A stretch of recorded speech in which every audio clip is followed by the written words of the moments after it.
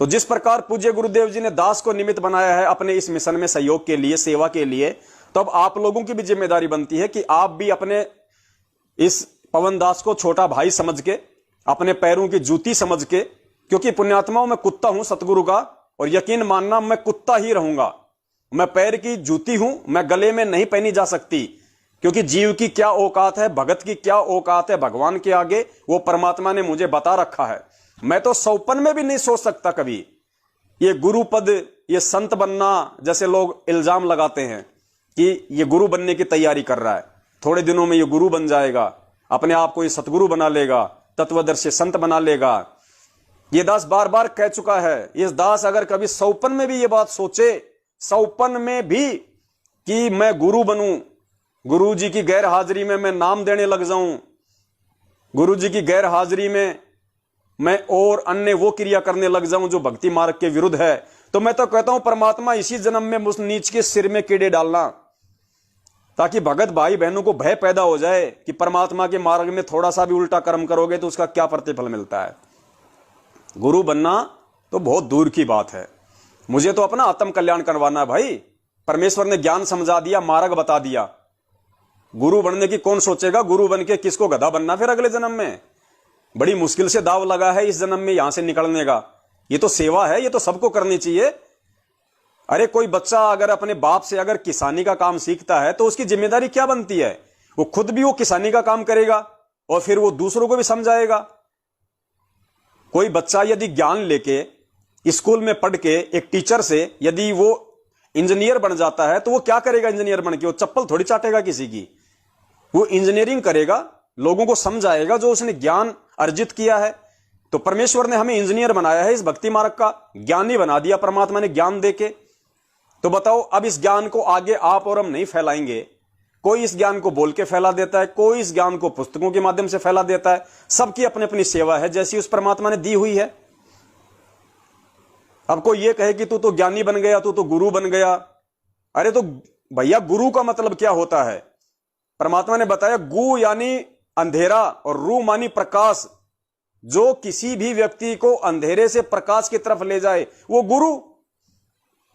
तो आध्यात्मिक गुरु होता है अलग, वो तो केवल परमात्मा ही होते हैं सतगुरु रूप में, जैसे आज हमारे पूज्य गुरुदेव जी हैं। बाकी तो गुरु की भूमिका सभी निभा सकते हैं। अब मैं परमपिता परमेश्वर सतगुरु रामपाल जी महाराज जी का शिष्य हूं, वे मेरे गुरु हैं क्योंकि मैंने उनसे आध्यात्मिक सत्य ज्ञान प्राप्त किया है। तो उस लेवल पे कोई दूसरा मेरा स्थान नहीं ले सकता या उनका स्थान नहीं ले सकता। तो वो तो हो गया एक आध्यात्मिक स्तर। और मैं मान लीजिए एक मतलब टीचर हूं और मैं स्कूल में बच्चों को पढ़ाता हूं, मैं उनको ज्ञान देता हूं। तो स्कूल में तो बच्चे सभी कहते हैं गुरुजी गुरुजी गुरुजी। तो क्या वो गुरु बन गया? वो कौन से स्तर का गुरु है? वो कौन से स्तर पे बच्चों का मार्गदर्शन कर रहा है? वो गुरु अलग है, आध्यात्मिक गुरु अलग है। बाकी तो आप सभी गुरु हैं। अगर कोई खाती का काम करता है, कोई कारपेंटर का काम करता है भगत भाई, और उसके नीचे दो चार आदमी और काम कर रहे हैं, काम सीख रहे हैं, तो सिखा कौन रहा है? हमारा जो भगत भाई है वही तो सिखा रहा है। तो वो उनका गुरु हो गया क्योंकि वो उसको उस फर्नीचर वाले काम में अंधेरे से प्रकाश की ओर ले जा रहा है, वो उसका मार्गदर्शन कर रहा है, तो वो उसका गुरु हो गया। गुरु का मतलब ये नहीं होता कि जो नाम देता है वही गुरु होता है। गुरु का मतलब होता है जो जिसका मार्गदर्शन करता है, चाहे रोजी रोटी के लिए हो चाहे और किसी काम के लिए हो। तो भैया हम तो सतगुरु बनने की कभी जिंदगी में भी नहीं सोच सकते, सौपन में भी नहीं सोच सकते हम तो परमात्मा बनने की, सतगुरु बनने की। और हम तो सामाजिक क्षेत्र में भी कोई गुरु वाली भूमिका नहीं निभा रहे, क्योंकि हम तो खाने दाने का छोटा मोटा काम करते हैं, हम तो किसी को सिखा भी नहीं रहे। अकेले करते हैं, अकेले बेचते हैं, अकेले खाते हैं। तो ये जो छोटी छोटी बातें हैं, इन शंकाओं को अपने दिलो दिमाग से निकाल देना चाहिए। सुनिए पूज्य गुरुदेव जी का ये अनमोल सत्संग। भक्ति मार्ग का ये ज्ञान दास से सुनकर आपको कोई सुना रहा है भक्त, और आपकी श्रद्धा उस भक्त में हो जाती है।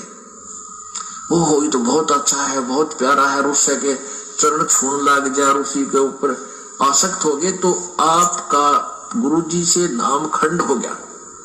इस दृष्टिकोण से परमात्मा कहते हैं गुरु को तजय भजय जो आना, ता पशुआ को फोकट ज्ञाना। उस पशु ने को कोई ज्ञान नहीं है, वो भक्त नहीं है। जो अपने गुरु को छोड़कर दूसरे ठीक श्रद्धा बनाता है, उसमें आसक्त होता है, उसी को पूजा शुरू कर देता है। अब पुण्यात्माओं, एक एक पॉइंट पर बहुत गहराई सोचना है। अब कोई भक्त ज्ञान सुना रहा है, बहुत अच्छी बात है, उसके द्वारा सुने ज्ञान पर अमल करे और उससे कहे भाई मुझे भी गुरुदेव के पास ले चलो, मेरा कल्याण करा दो। और आपने नाम ले रखा है और फिर कोई चर्चा चलती है, ऐसी कोई बात नहीं, फिर भी सुनो। और कोई पुराना भक्त है, वो अच्छी अच्छी बातें बताएगा तो बहुत अच्छी बात है। गदगद हो जाओ कि मेरे गुरुजी ने कितना अच्छा ज्ञान दिया हुआ इस बच्चे को, भाई को, बहन को, और ये सब गुरुजी का ही दिया हुआ ज्ञान है, इसका नहीं है। तो उसमें आपको एज ए भाई यानी गुरु भाई गुरु बहन तो आपकी श्रद्धा हो सकती है, लेकिन अन्य दृष्टिकोण से, क्योंकि हम फिर उस पर इतना आसक्त हो जाते हैं, उसको फिर प्रणाम करने लग जाते हैं, बड़ा अच्छा भगत से। तो ऐसे ये बीमारी हमारे भगत समाज में पड़ी रही और इसका लाभ ये काल उठा गया। मेरी सच्चाई पुण्यात्माओं, दास निवेदन करता है कि आप जियों को भली बातें समझ में आ गया होगा। जो नहीं सच्चाई पुण्यात्माओं, ये दास का पहले से वीडियो बना हुआ था, उसमें से दास ने ये कटिंग निकाली थी। तो आप जियों को परमपिता परमेश्वर सतगुरु रामपाल जी महाराज जी के इस छोटे से अनमोल सत्संग से भली बातें समझ में आ गया होगा कि गुरुदेव ने हमें एक दूसरे भगत भाई बहन के माध्यम से ज्ञान सुनने या समझने के लिए मना नहीं किया। परमात्मा कहते हैं और कौन सुनाएगा मेरे से प्राप्त ज्ञान को, अगर मेरे बच्चे ही आगे नहीं फैलाएंगे, नहीं एक दूसरे को समझाएंगे तो कौन समझाएगा। लेकिन समझाने और समझने का जो तरीका है उसको समझना जरूरी है। गुरुजी कहते हैं यदि कोई पुराना भगत है और यदि आपको बातें बताता है अच्छी अच्छी जो गुरुदेव ने बता रखी हैं, तो आपकी आत्मा गदगद हो जानी चाहिए और उस भाई के द्वारा बताई गई बातों को आपने अपने जीवन में उतारना चाहिए, आपने उन पे अमल करना चाहिए और यह सोचना चाहिए कि देखो इस भाई को मेरे पूज्य गुरुदेव जी ने कितना अच्छा ज्ञान दिया है, जो उनके आशीर्वाद से ये उनके ज्ञान का, उनकी महिमा का जो है मतलब बखान कर रहा है। तो ये तो अच्छी बात होनी चाहिए, ये तो एक फक्र की बात होनी चाहिए कि आज इस विश्व के अंदर लाखों की संख्या में गुरु हैं, हजारों की संख्या में गुरु हैं और हजारों की संख्या में उनके चेले हैं। लेकिन आज पुण्यात्माओं, किसी भी संगत में कोई भी ऐसा शिष्य, कोई भी ऐसा चेला नहीं है जो इस तरीके से अपने ही गुरुदेव के ज्ञान को आधार बना के, सत्य ज्ञान को आधार बना के और स्वयं उनके साथ साध संगति करता हो। अगर कोई ऐसा कर भी रहा है तो अपने बाप के बराबर में, अपने भाई के बराबर में गुरु बन के, उनका गुरु बन के उनका मार्गदर्शन करता है। और काल एजेंट जो होते हैं, जो नकली पंथ होते हैं, वो क्या किसी का मार्गदर्शन करेंगे? पता नहीं एक पंथ है कौन सा, उसमें कौन कौन से महाराज हैं, वो विहंगम पंथ। अब पता नहीं उनके गुरुजी का नाम तो बहुत लंबा है, मुझे पता नहीं।